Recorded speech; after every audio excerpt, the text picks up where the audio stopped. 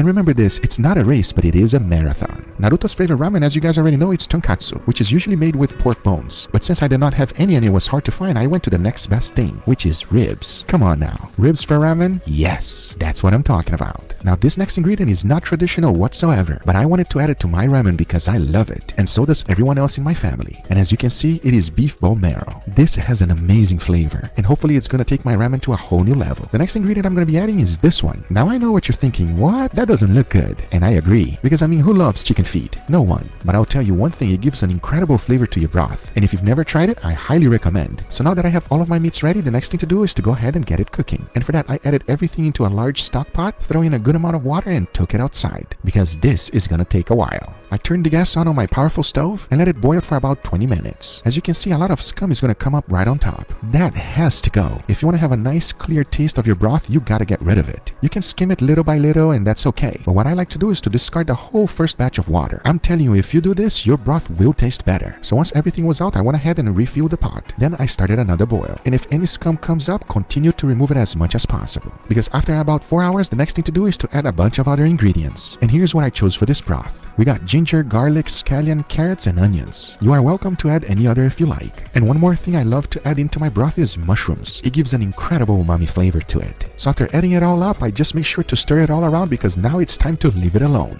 And I'm talking about an additional 4 hours. But trust me, there's a huge reward in the end. Once that time was up, I went ahead and added even more flavor. And here's what it is. Into boiling water, I threw in a little bit of kombu, aka dry seaweed, followed by a little bit of bonito flakes. Let that simmer for about 5 minutes and strain it. This gives a wonderful umami flavor to your broth. And you saw how easy it is to make. So I highly recommend this one. So after adding that up to the stock, the next thing to do is to cover it up and let it boil for an additional 6 hours. Because once that time is up, your broth is ready. The only thing left to do now is to strain it. Because once you are done, you are rewarded with this. I'm telling you friends, it is incredible. A wonderful rich flavor that is hard to explain, but so easy to enjoy. It is delicious. However, it is still not 100% done yet because we need to add 2 more special ingredients, and I'm talking about miso. And as you can see, I chose the red and white. Adding both gives a wonderful flavor. Just make sure that once it's added, you stir it well so that everything can combine. But now that our broth is ready, the next thing to do is to start up our toppings. And the very first one we're gonna make is eggs. These are super easy. However, at the same time, super delicious. I like mine soft boil. To get those results, I like to boil my eggs for a total of 6 minutes. Once the time is up, I immediately throw them into an ice bath. This will prevent it from cooking any further. And to peel it, I like to use this method. I slowly break up all of the shells and throw them right back into the bowl. The little microscopic cracks allows water to go inside, making the peeling a lot easier to do. The next thing we gotta do is the marinade. So into a bowl, I threw in a little bit of soy sauce, followed by mirin, sesame oil, a good amount of brown sugar, and finished it off with water. Mix it well because once you have done so, the only thing left to do is to add it to the eggs. Keep in mind that the longer you keep them in there, the stronger the flavor of the marinade will penetrate. For me, at least 3 hours in the refrigerator is good enough. Because as you can see, with that time, they turn dark real quick. Imagine how it would be if you leave it overnight. And these eggs are good on anything, even with rice by itself. Jumping on to the next topping, we gotta make nemna, aka bamboo shoot. Now this one here, you're either gonna love it or hate it. And to make it, it is super simple. As you can see, this is what it looks like.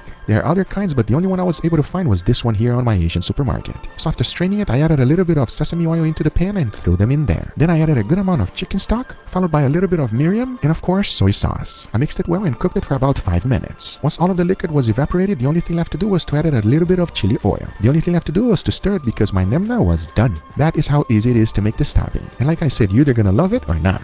Moving on to the next topping, this one might be the most popular of them all. I'm talking about Naruto maki. And there's no way that you can make Naruto's favorite ramen without this. And I gotta be honest, it is difficult to find. Not every Asian supermarket has it. So if you find it, make sure you buy a good amount. And if you wonder what this is, it is fish cake. The pink thing in the middle is just food coloring. And I think I understand why Naruto likes this very much. Check out the ingredients. Do you see what I see? Monosodium glutamate, aka MSG, the king of flavor. The very next toppings we gotta prepare is scallions. There's no secret to this whatsoever. You just gotta chop it up and it's ready. Now the last one, and maybe the most important one of them all, is the noodles. I've chose these. At least for me, they are the best ramen noodles I ever had. I just followed the packaging instruction for the cooking and it was ready. It is pretty simple, there's no secret to it. But now that we have everything ready, the only thing left to do is to plate it up and enjoy Naruto's ramen. So now I say it is enough talking and it is time to plate and eat. So let's do it.